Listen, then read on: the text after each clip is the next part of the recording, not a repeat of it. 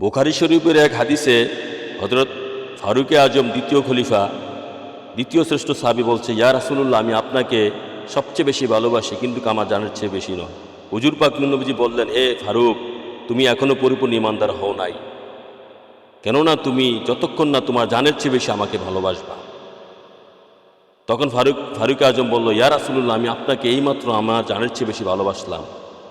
ফারুক আজম বলল, অতঃপর আমার হুজুর পাক নবীজি বললেন, এখনই তুমি ঈমানদার হলে। নবী পাক সাল্লাল্লাহু আলাইহি ওয়াসাল্লাম বললেন, ফাকালা নবী সাল্লাল্লাহু আলাইহি ওয়াসাল্লাম, আনা ইয়া ওমর, তুমি এইমাত্র, এই ওমর, তুমি এখনই পরিপূর্ণ ঈমানদার হলে, কেননা তুমি এইমাত্র তোমার জানের চেয়ে আমাকে বেশি ভালোবাসলে।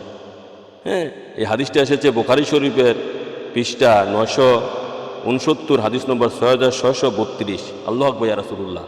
ফারুকে আজম যতক্ষণ না নবীকে তার জানের চেয়ে বেশি ভালোবেসেছে, ততক্ষণ পর্যন্ত পরিপূর্ণ ঈমানদার হয় নাই। আল্লাহু আকবার, ইয়া রাসূলুল্লাহ। এই হাদিসের মর্ম কত মহান! যে নবীকে নিজের জানের এবং মালের চেয়ে বেশি ভালো না বাসা পর্যন্ত ঈমানদার হইতে পারে না, সেই মর্ম বোঝা তৌফিক দান করুক আল্লাহ রাসূল আমাদের সমস্ত ঈমানদার মুসলমানদেরকে। হ্যাঁ, আমিন।